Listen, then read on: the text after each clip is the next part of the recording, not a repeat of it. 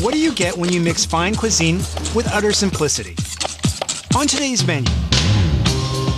In Vietnam, subtle and varied flavors are often achieved in the simplest of ways. I love seafood, especially when we come to Ha Long Bay. It's really fresh. An inside look at a remote floating village in the waters of Ha Long Bay. Their sea lakes are so well developed, they often claim to have a hard time balancing on solid ground. A whirlwind tour of Hanoi with a caffeine buzz. We took the French coffee and Vietnamized it and make it our own. Rice paper from Tay Ninh that softens in the morning dew. Mrs. Nam has been making rice paper for at least 35 years now. The food of kings from Ho Chi Minh City's famous Rex Hotel.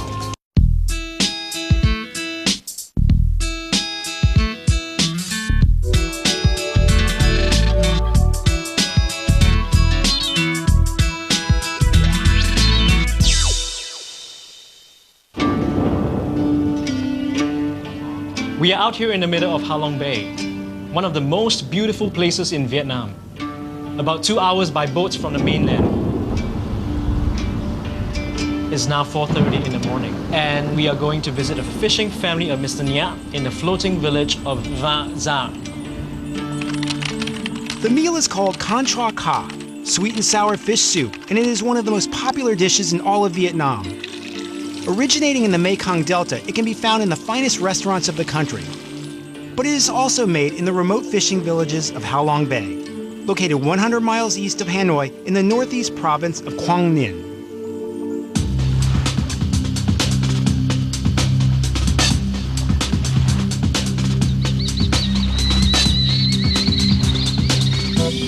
There are 4 main fishing villages in Ha Long Bay. And with a population of around 700, Va Za is the largest and one of the most remote.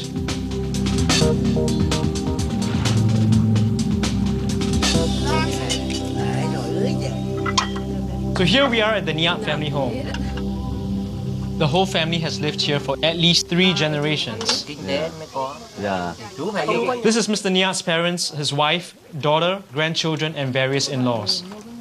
This dish is called Can Chua Ca. It's a sweet and sour fish soup that is very popular in Vietnam.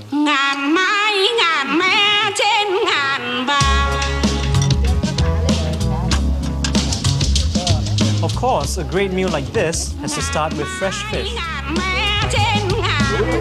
Mr. Nhiat wakes up around 4:30 to start fishing at 5 o'clock.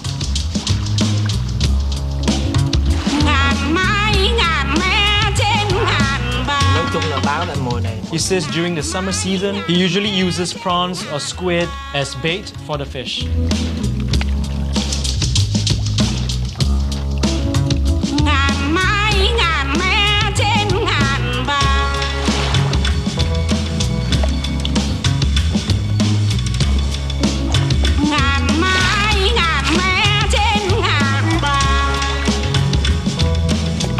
At the bottom of the boat, there is a trough of water where he can place the fish to keep them alive.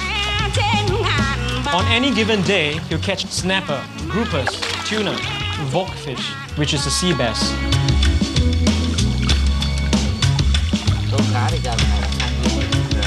He says there aren't as many fish these days because of overfishing.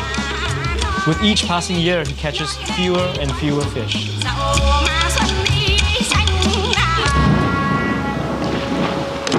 The weather changes constantly.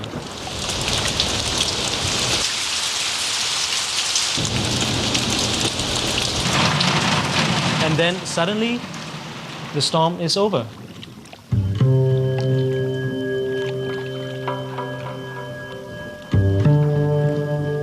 These people have lived their entire lives in these floating villages. Their sea lakes are so well developed, they often claim to have a hard time balancing on solid ground.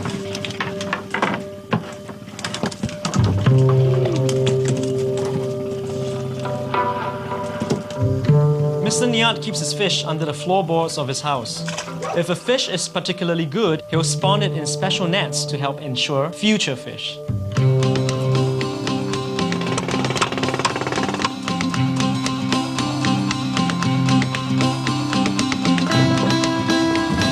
This tool she's using is a 50-year-old knife. Really old, but still useful. The daughter cooks. but the whole family contributes on a regular basis, even the grandparents. Đi gần đây thôi, già rồi không đi có con rồi đó. Già rồi gì vậy?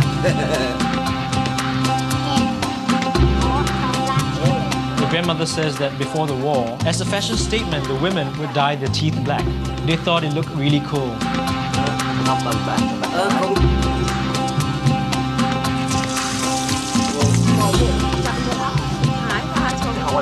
The daughter says she uses pork fat to stir-fry the tomato. Ingredients like pork, beef, vegetables, fruit, they buy and trade from farmers who come to the village with well-stocked boats. After a few minutes, she pours water in to make a broth.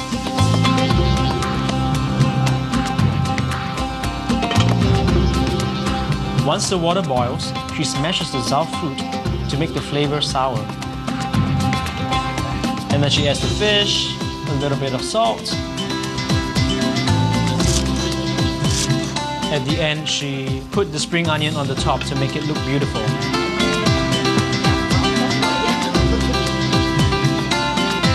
Wow, it's good. It's really yummy. I think it's great. The fish make it sweet, and the zao fruit make it sour, and the soup is just delicious. Halong Bay is a beautiful place. Trời nó rất trong, rất đẹp. Mr. Nyat loves living here with his whole family. He loved the ocean, he loved the sea. It's just the way it is.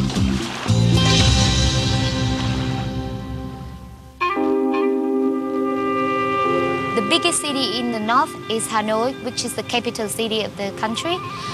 It was first set up in the year 1010.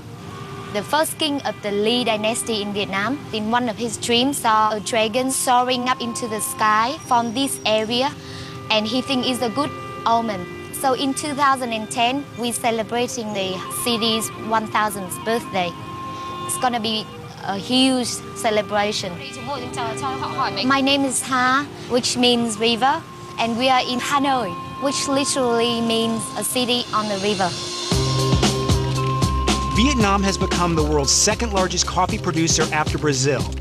And Hanoi, once the capital of French Indochina, has transformed the French coffee culture into a distinctly Asian experience. Pham Ha takes us on a caffeine-buzzed tour of Hanoi's busy streets via its many coffee houses. Vietnam was one of many French colonies, so you can see the French influence all over the country, and especially in Hanoi. We have lovely French bread, and besides bread, we got delicious coffee. I love coffee. I love it. Coffee in Vietnam is grown mostly in central Highland, Buôn Ma Thuột, Pleiku, Đà Lạt, and these beans come from Buôn Ma Thuột.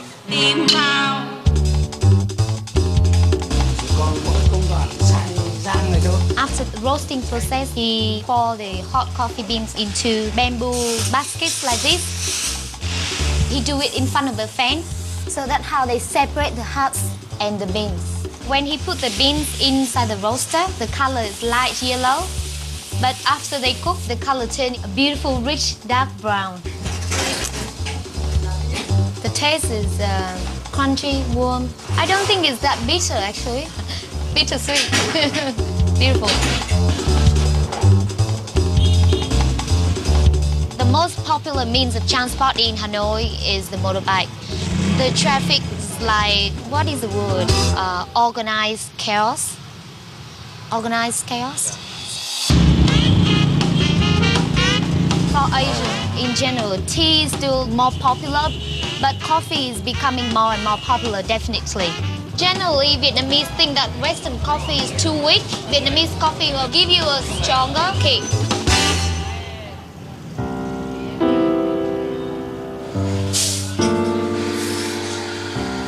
Making coffee is like a whole art. How you prepare the coffee beans and make sure it's not over-extracted or under-extracted.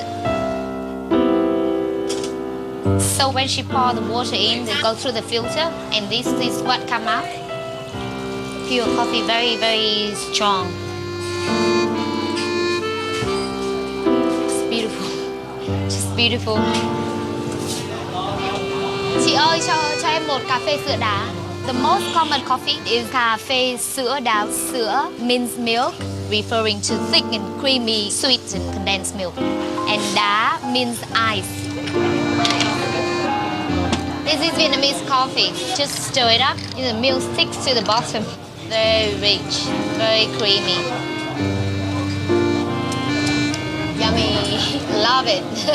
The Vietnamese, if you gave them a glass of fresh milk, like Western people normally drink, they would say, oh, I don't like that. But when they turn it into condensed milk, it makes it more sweet, then the Vietnamese like it better.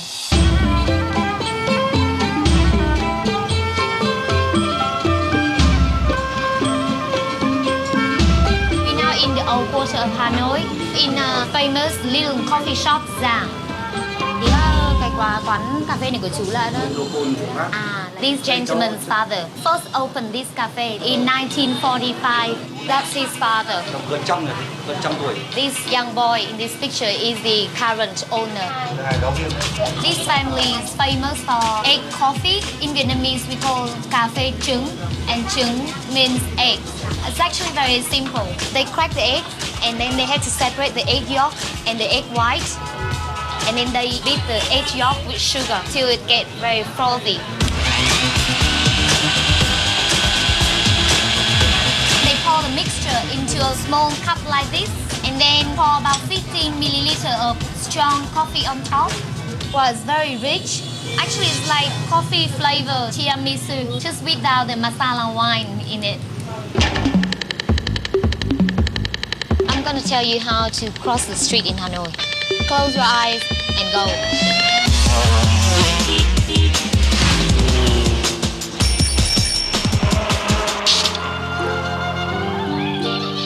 Weasel coffee, there's a legend.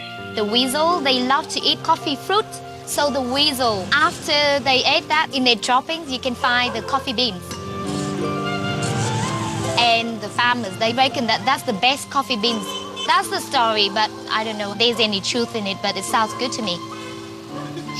In Vietnamese, we call weasel coffee cà phê trồn, and literally it means coffee weasel. She tried to stir up the froth.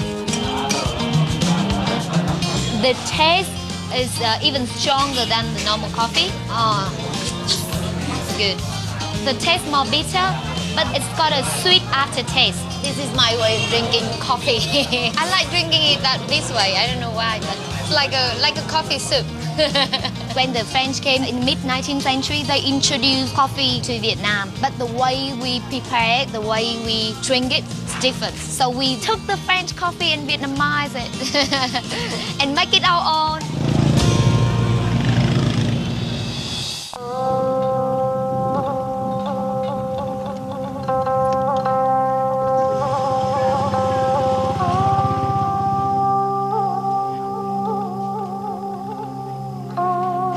Tây Ninh province has been making rice paper since the beginning of 20th century. The family has lived in Tây Ninh for 3 generations, since the time of the eldest person's grandfather. Văn vừa nói đi, không sao đâu, mọi người ăn đi. Cháu...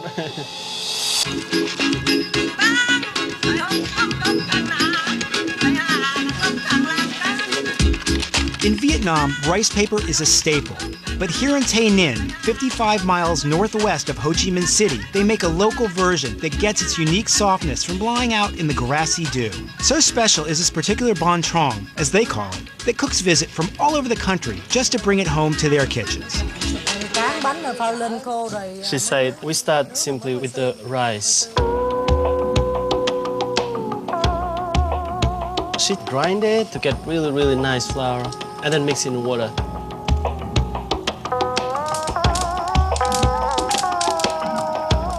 Mrs. Nam, she will use a ladle and pour a nice mixture of rice flour and water on top of the cheesecloth.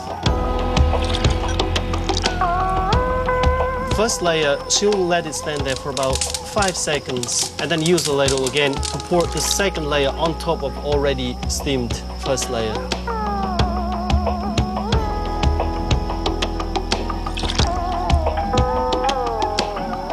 Mrs. Nam gently roll the rice papers on the homemade rolling pin made of bamboo.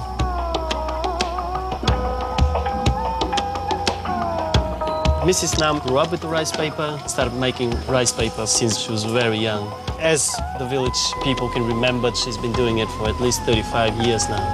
Một ngày sẽ dạy em làm nghề này không? Bà không chưa nói. Nó biết giỏi rồi chứ nào.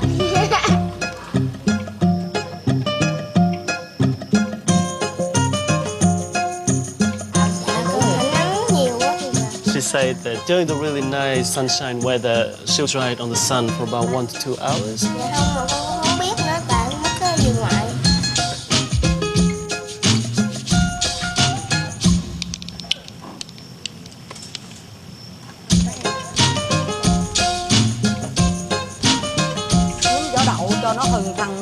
When the rice paper get dried, they'll grill them. Flipping is quite important because it actually keeps the shape.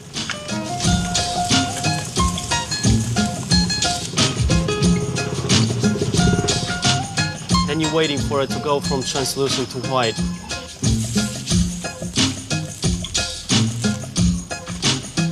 When it's white, it's done.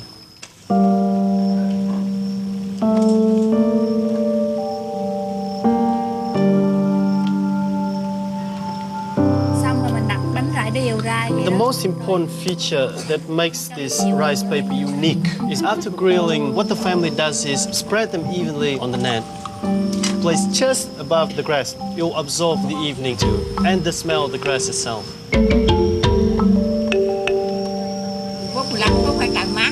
Depending on the weather, if the weather is really nice and moist, 10 minutes and it's ready. This is what a real rice paper looks like before it absorbs the humidity. You hear the sound? And this is the final product. You can roll it up nicely because of the morning dew and the evening dew. Nice and soft.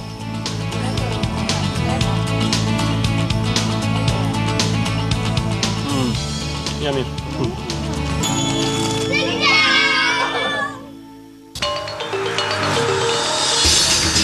Ho Chi Minh City is the biggest city in Vietnam.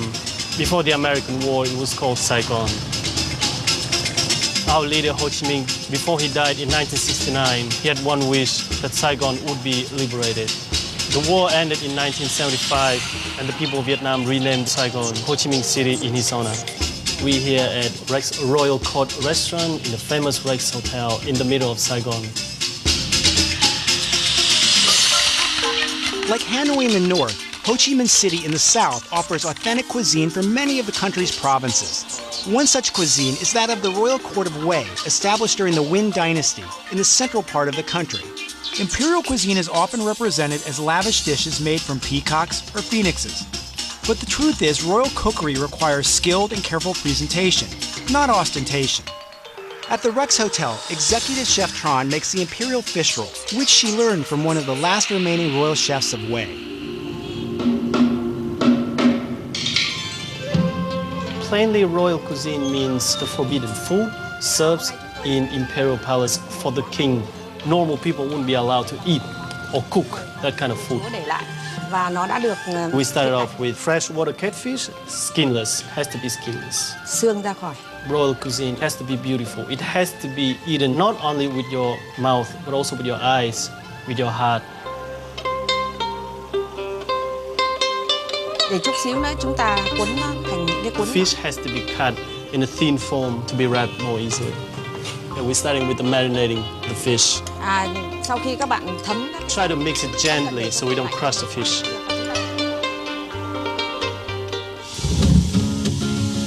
Coi như là mình là khách ha. Và em We'll start wrapping the fish now. Đây là bánh tráng Việt Nam. It's a traditional Vietnamese rice paper. The Royal Court cuisine dates back to the Nguyen Dynasty, 1802 to 1945.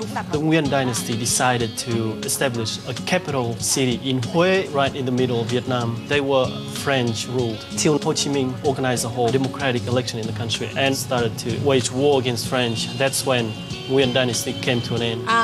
Hơi phí vì ô liu thường là để ăn. During the process of on-the-job training as a professional cook, she started traveling to Hue in search of imperial palace chefs. During that process, she actually found a female cook that used to cook and serve for the queen. That's how she learned how to cook Hue food straight from that lady. That lady is about 90 years old now. Nó đã ướp được. Nó không phải là chả giò, nó không phải là chả giò. Okay, so basically you just eat it plain like that. What you see on the plate, you have it like that. No dips, no sauce, no nothing. Pure imperial cuisine. Thường bên trong nóng. Rất là nóng. As it's been marinated with garlic, a bit salty, a little bit sweet, and it's really crispy. You can feel it in your mouth. Cái này em nghĩ cũng không cần chấm thêm bởi vì ăn vô á thì cái mùi vị nó rất là ngon rồi. And now the recipe for the royal imperial cuisine is not secretive anymore. It's been passed around to the population and everybody can eat it. Ông cụ nhà nhớ được. Theo đúng mà cái ông cụ này thì cũng như con tôi đã nói. In Vietnam, there is a story that has been passed down from generation to generation about King Hùng the 17th. He was growing old and weary and wanted to pass his kingdom on to one of his many sons. So to each of them he said, "Go and find me something to enjoy, and the son who pleases me the most will win my crown." Of course, the sons came home with gold and jewels and artifacts from foreign lands, and the king was impressed. But his youngest son, Linh Lang, surprised him. In his hand was a simple square rice cake wrapped in a banana leaf and stuffed with pork and beans. "What is this?" demanded the king. "Father, it is our land from which grows our rice, our trees from which spring leaves, our animals and our agriculture stuffed within. This cake, which the son called Bánh Trưng, is Vietnam. It is who we are." And the king was so taken by the simplicity of it all. He rewarded his crown to his youngest son.